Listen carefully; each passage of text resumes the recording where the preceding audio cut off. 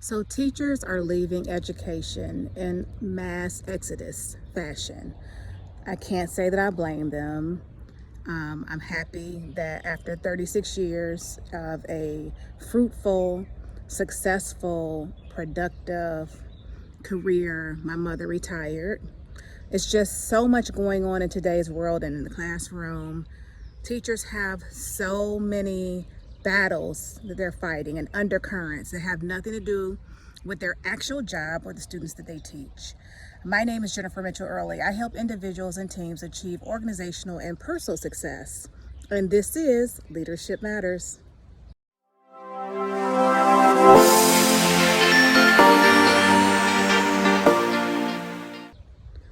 So today we're talking about educators who are leaving the classroom and looking for new opportunities. I have said before, if you watch my channel, that my mother is a retired 36-year veteran educator. I started off as a major in education before changing my major in college, my junior year, to communication and going into, from that point, training and development, ultimately going back to school to get my master's in education and adult learning and development. I have many videos about transferable skills. I'm talking about, my time in my graduate work and taking classes with other education majors who were focused on, K through 12 or an administrative certificate or degree. And I've done videos to encourage educators to let them know that I do believe that there's a place for them in training and development, depending on what area they want to go into. Today I just want to talk about making the transition and just being respectful throughout the process. So as we talk about it, what I mean by being respectful is, I'm online in a lot of community groups. I've talked to you about being involved in professional groups and how I think they're an asset. There's a lot of things that are talked about within the industry, and that's where I see a lot of educators who are feeling I don't want to say disrespected, I don't even want to say demoralized, but they're feeling some kind of way. That's what I'll say about how they're being received in the field of training and development by other instructional designers and learning and development professionals, and how their job, their skill set, and their expertise and all those things are not being afforded the respect that they think that it should be, or have not given the credit for the things that they do as far as curriculum development, classroom management, and things of that nature. I just wanted to stop by and concentrate this video on, I think, having respect both ways. I've looked at a lot of discussions, and I have just scrolled through quietly, observing, taking note, learning, trying to have an open perspective. I am someone who has run into other people in my profession who feel like, and I've got videos about this as well, that we're not necessarily given the credit that's due for our education and for our experience and for the things that we bring to the table within corporate America. There's always somebody who feels like, oh, I can do that. Oh, I've presented information. Well, that's great. You've presented information and you've had a couple handouts and you've put together some PowerPoints and you can use Articulate and other tools, but that doesn't mean that you do what I do. And so I just want to say that I understand what educators are going through. The same way that I couldn't go, there was a time in my career where I've done substitute teaching, I've been a professor at a community college. There have been times that I wanted to go back in education because I felt like I had a skill set that would benefit the students. I felt like, that was my first love. If you've seen the video, and I'll link it somewhere in here, where I talked about, being an education major, being out in the school district. Again, my mother was a 36-year veteran educator. I have many, many, many friends who are educators, and I have the utmost respect for them.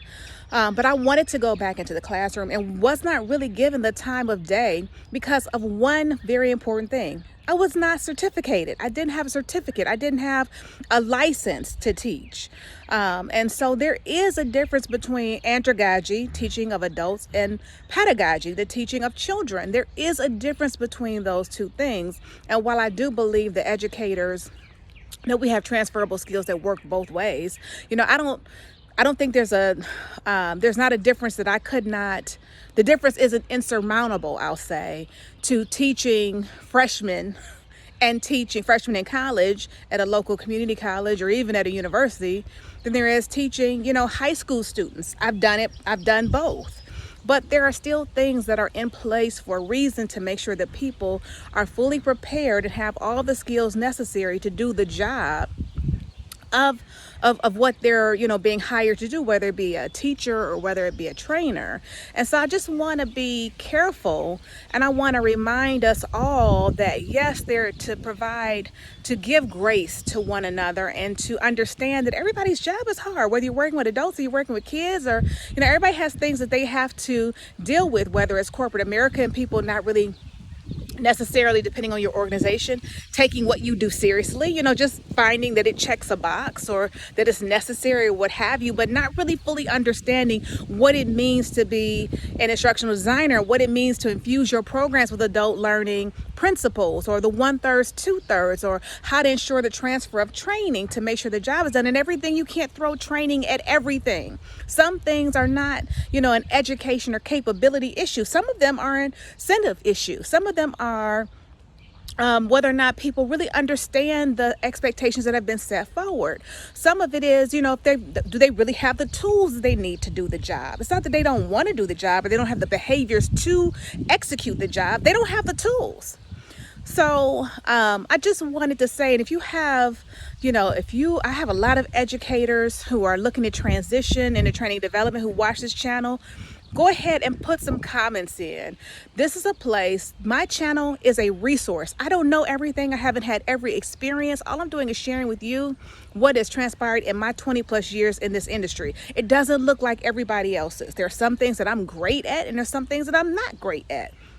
There are, things that I feel like I've polished over the years, and there's other things that I want to learn. There's some things that I think are realistic based on the clients that I've worked with, and there's other things that I think aren't realistic. Everybody doesn't want to invest in the tools that are popular right now. Every company is not going to call every position the same thing. Some companies want trainers, and really all they want you to do is they want presenters. They don't really want trainers. They don't really want you to design things from scratch. Or they have training that's been sitting there for years, for decades. It has never been touched. They have never evaluated it. They don't know if it's return on investment. I've worked with clients who don't even tie training to performance. What is that? Where do they do that at? A lot of places. They do that at a lot of places, but in the industry, we don't really talk about those things. We talk about things from our perspective, from our benchmarks, from what's trending for us, for what the newest jargon is, what the new gaming systems are, how the new design tricks, and some people, they don't even believe in giving you time to fully design. Forget the fact that we're not even talking about systems training, which is more, whether it's a waterfall method or any other method, but things that really take some needs analysis or work put in, pre-work, benchmarking, something to assessment to see where people are before you even get to training. So I say all that to say that while I want to be as encouraging as I can to our other counterparts in education who are moving from, because listen, if my mother was still teaching, no lie, I would be like, you got to go. I was the main one who pushed my mother to retire because my father had retired first. And I was like, listen, too many people wait to retirement, get there, something happens to their spouse, something happens with their health, and everything that they have been banking up, storing up for, that tomorrow never comes. So I didn't want that for my mother. I pushed her to retire. 36 years was more than adequate. She had done enough. She had touched enough people, and I was glad that my mother was still passionate about it when she left. But if she was still in that classroom today, I would be like, get out. It's not worth your, it's a toxic environment. It's not worth your safety. You see people going crazy at school board meetings. Teachers aren't safe. You got books being pulled out. First, it was a teach to the test crap that happened, years ago. And now you've got this whole push about, I'm not even gonna mention it because it's not even worth my breath or my energy to go down that path about twisting and perverting history. You know what I'm talking about. I definitely would be pushing for her to leave too. And I do believe there's a place, although I do feel sorry for, I have a daughter. At some point I expect to have grandkids. I hope to have grandkids. And I want teachers who give a flying fig, who have the freedom and the autonomy to teach because they're passionate about it, and they give and they care about the students. They care about learning and understanding what's going to make the light bulb go off for those kids, the same way that we do in our industry, or you should, about the adult learner. So I just want to say that this respect is mutual. This is a two-way street, that we will respect you coming into our field and understand that you have a lot of things that you can bring to the table, a lot of things that we can glean from you, and vice versa. We didn't just get here overnight. Not just anybody can do what we do. And just because you have been developing things in your classroom, in your district for years, does not mean that that automatically translates to what corporate America is going to require of you. Because here's a thought. It's going to change from industry to industry, organization to organization, training department to training department. It's really going to hinge on your director and what that business thinks about training and development. When I started off in banking, the industry didn't give a flying fig about the HR component.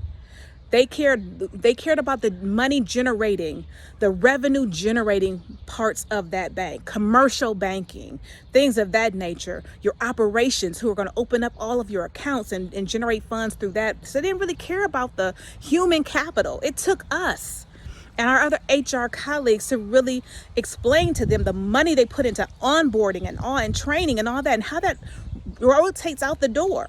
As soon as someone comes in and they leave, that's money lost. You haven't even gotten your money back. Realize your investment on that individual, because they're going through a turnstile so quickly. So I've said a lot in this video.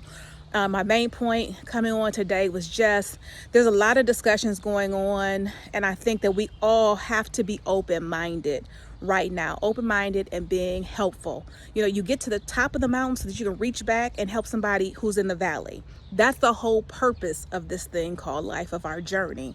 So be helpful, be encouraging, but also be realistic. And on the other side, when you're looking for help and you're looking, there's always going to be some level of criticism. Some of that is going to be good for you and meaningful, and then you may not understand in that moment where it came from or what place it has. But you know, hindsight is 20/20. Sometimes you look back and you're like, oh, I get it now. I get what they were trying to say. So I'm trying to be helpful here at Leadership Matters. I'm trying to be helpful to, you know, people who are trying to break into training and development. For those of you who watch my channel, who are already in it, who, you know, have something to offer, put it in the comments. Everybody is looking for something right now. Everybody's looking for some expertise, a different perspective, and you may have one that differs from mine, and I'm okay with that.